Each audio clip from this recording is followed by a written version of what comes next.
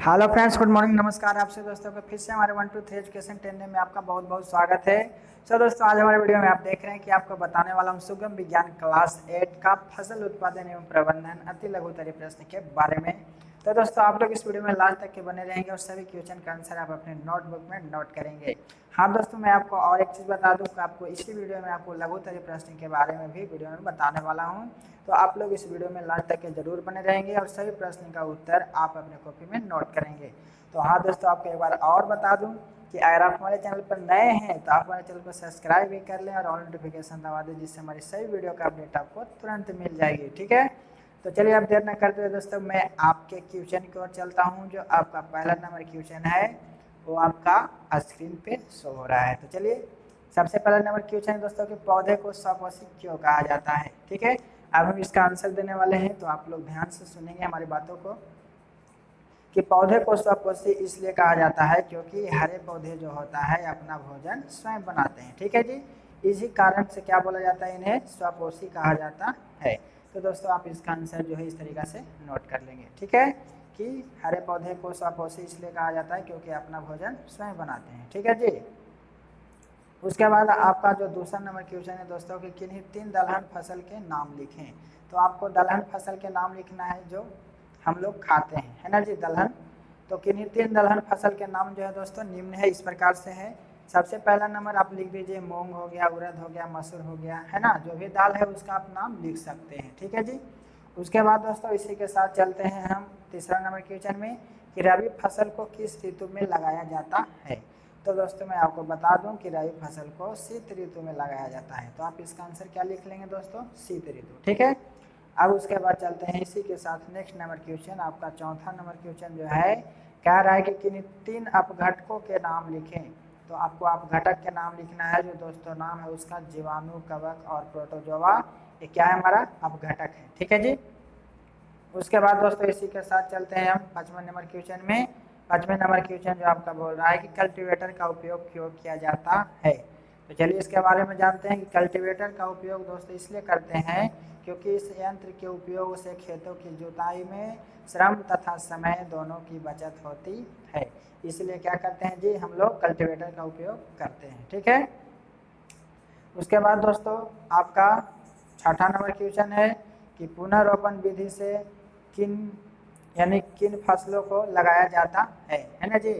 तो पुनर्रोपण विधि का मतलब हुआ दोबारा उसको कबार के लगाना। ठीक है, जैसे देखिए टमाटर हो गया, धान हो गया, मिर्च हो गया, बैगन हो गया, और भी सारे चीज़ है जिनको हम पुनर्रोपण करते हैं, दोबारा क्या करते हैं जी, उसको लगाते हैं।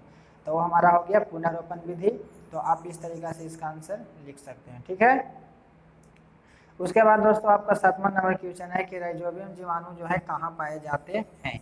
इसके बारे में जानते हैं कि राइजोबियम जीवाणु कहाँ पाए जाते हैं। तो इसका आंसर है दोस्तों कि फलीदार फसल के जड़ों पर पाए जाने वाले ग्रंथियों में, है ना जी, फलीदार फसल के जड़ों पर पाए जाने वाले ग्रंथियों में राइजोबियम नामक जीवाणु पाया जाता है। ठीक है, तो आप इसका आंसर इस तरीका से नोट करेंगे।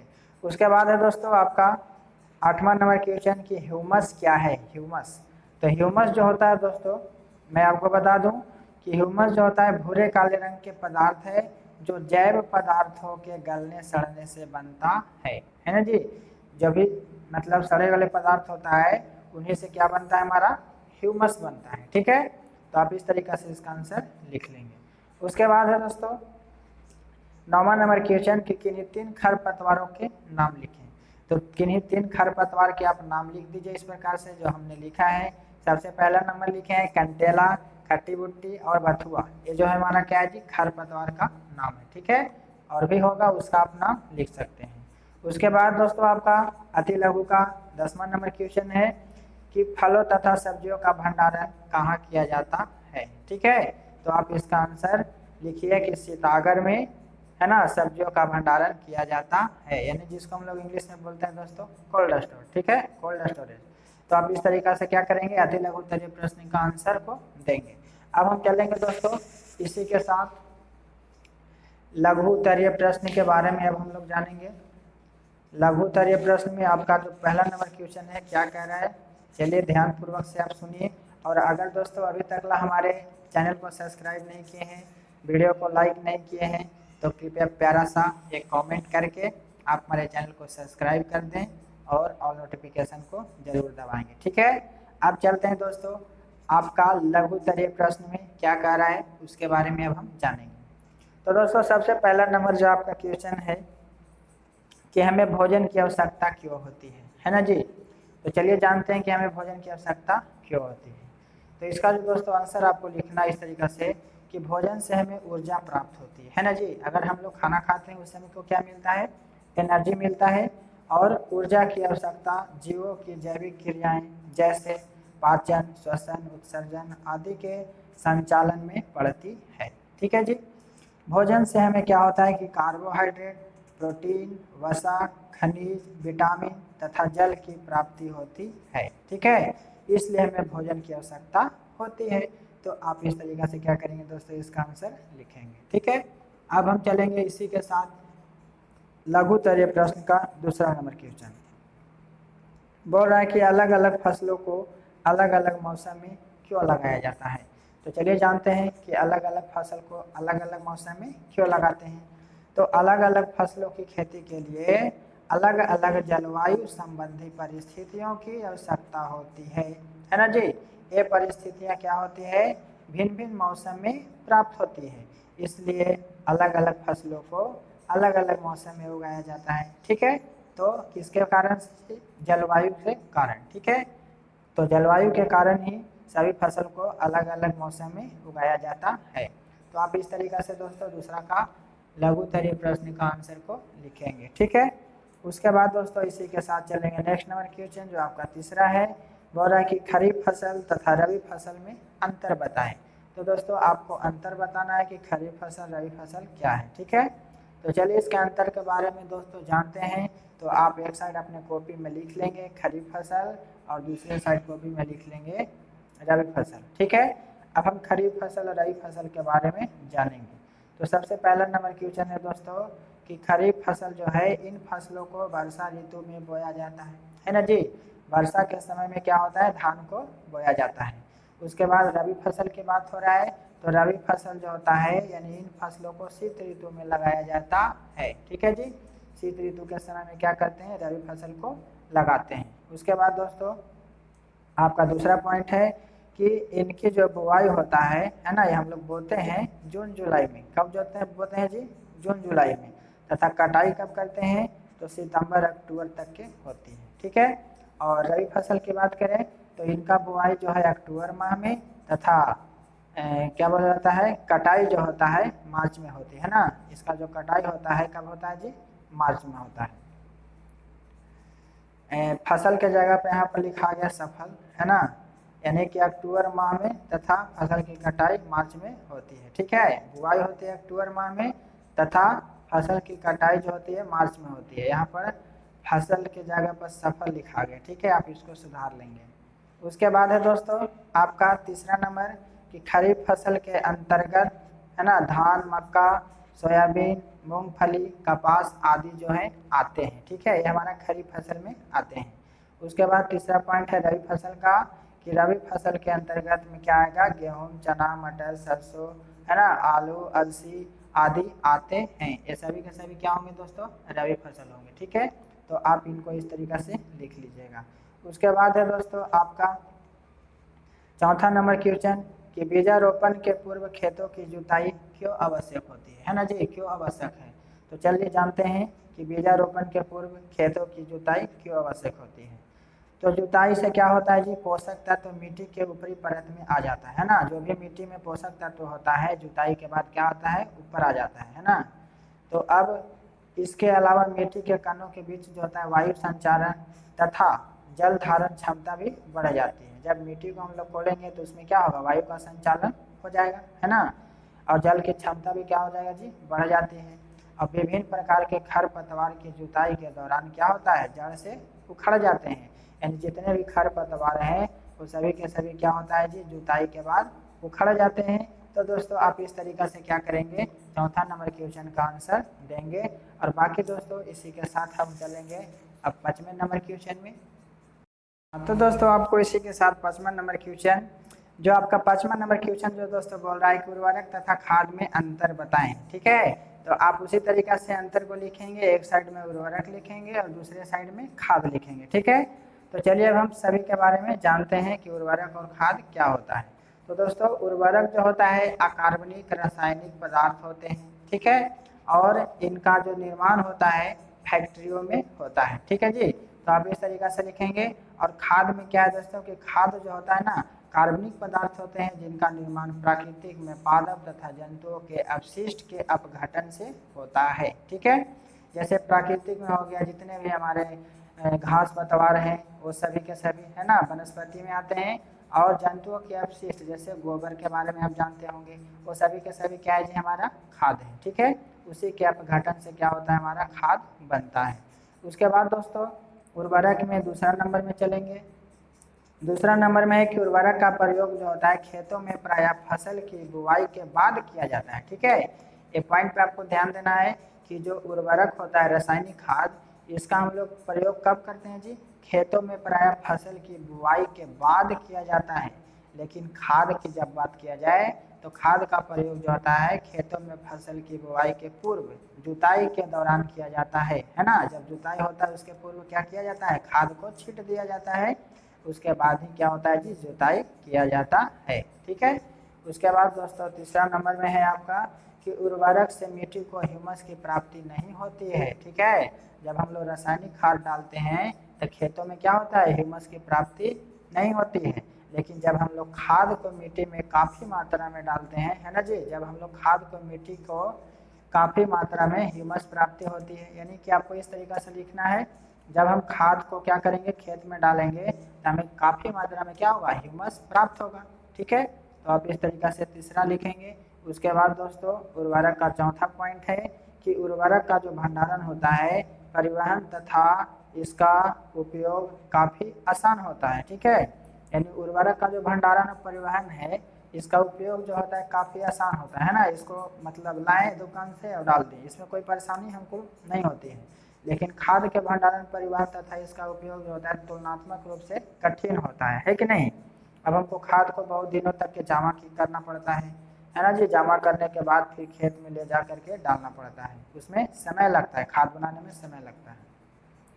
और इसी से हमारा खेत का क्या होगा ह्यूमस की प्राप्ति ज़्यादा होगी और इसी से हमारा जो फसल होगा अच्छा होगा। लेकिन आज के डेट में हमारा क्या होता है रासायनिक उर्वरक का उपयोग ज़्यादा किया जा रहा है जिसके वजह से बीमारियाँ ज़्यादा से ज़्यादा हो रही है। ठीक है, तो इसका कारण यही है रासायनिक उर्वरक के बारे में। ठीक है जी, उसके बाद दोस्तों आपका पाँचवा पॉइंट कि उर्वरक में पोषक तत्व जैसे नाइट्रोजन फास्फोरस तथा पोटेशियम प्रचुर मात्रा में होता है। ठीक है जी, उर्वरक में क्या क्या होता है नाइट्रोजन फास्फोरस तथा पोटेशियम जो होता है प्रचुर मात्रा में होता है। ठीक है, उसके बाद खाद में बात किया जाए तो खाद में जो होता है पोषक तत्व उर्वरक से तुलनात्मक रूप से कम होते हैं। ठीक है, तो आप दोस्तों इस तरीका से उर्वरक तथा खाद में अंतर को आप लिखेंगे। ठीक है, उसके बाद दोस्तों आपका नेक्स्ट नंबर क्वेश्चन है छठा कि फसल चक्रण की परिभाषा दें। तो आप इसका परिभाषा के बारे में जानें कि फसल चक्रण आखिर है क्या। तो खेतों की उर्वरा शक्ति को बनाए रखने के लिए कोई दो फसल के बीच एक फलीदार फसल को लगाने की पद्धति को ही फसल चक्रण कहते हैं। जैसे हम लोग अभी के डेट में करते हैं फसल चक्रण हम लोग करते हैं, जैसे एक बार धान रोपें एक बार गेहूँ रोपें और उसी खेत में क्या करते हैं जी मसूर लगा दिए बूट लगा दिए है ना। इस तरीका से क्या होता है हमारा दलहन फसल लगाने से फसल चक्रण होती है और खेतों की जो उर्वरा शक्ति होती है वो क्या होती है बढ़ जाती है। ठीक है, तो आप इस तरीका से लिखेंगे कि खेतों की उर्वरा शक्ति को बनाए रखने के लिए कोई दो फसल के बीच एक फलीदार फसल लगाने की पद्धति को ही फसल चक्रण कहा जाता है। तो आप इस तरीका से दोस्तों क्या करेंगे छठा का आंसर को लिखेंगे। अब उसके बाद है आपका 7वां नंबर कि सहजीवन क्या है ना, सहजीवन क्या है। तो चलिए इसके बारे में जानते हैं कि फलीदार फसल के जड़ की ग्रांथियां तथा राइजोबियम जीवाणु के बीच पाए जाने वाले लाभदायक साझेदारी को सहजीवन कहा जाता है ना जी। दोनों के बीच क्या होता है साझेदारी होता है और उसी को हम लोग बोलते हैं सहजीवन। ठीक है, तो आप दोस्तों इसका 7वां का आंसर इस तरीका से नोट करेंगे। उसके बाद है दोस्तों आपका 8वां नंबर क्वेश्चन कि फसलों के लिए सिंचाई क्यों आवश्यक है ना जी, फसलों के लिए सिंचाई क्यों आवश्यक है। तो चलिए जानते हैं सिंचाई से क्या होता है कि मिट्टी या जमीन के लिए, है ना, मिट्टी या जमीन के लिए पानी एक बेहतरीन अनुप्रयोग है ना जी। यह कृषि, फसलों, मरुस्थलीय क्षेत्रों में अच्छी तरह से नमी को कायम न रखने में मृदा और वनस्पति की मदद करता है, इसीलिए हमें सिंचाई को करना जरूरी होता है। ठीक है जी। अब दोस्तों इसी के साथ हम चलते हैं 9वें नंबर क्वेश्चन की ओर, जो आपका 9वां नंबर क्वेश्चन है।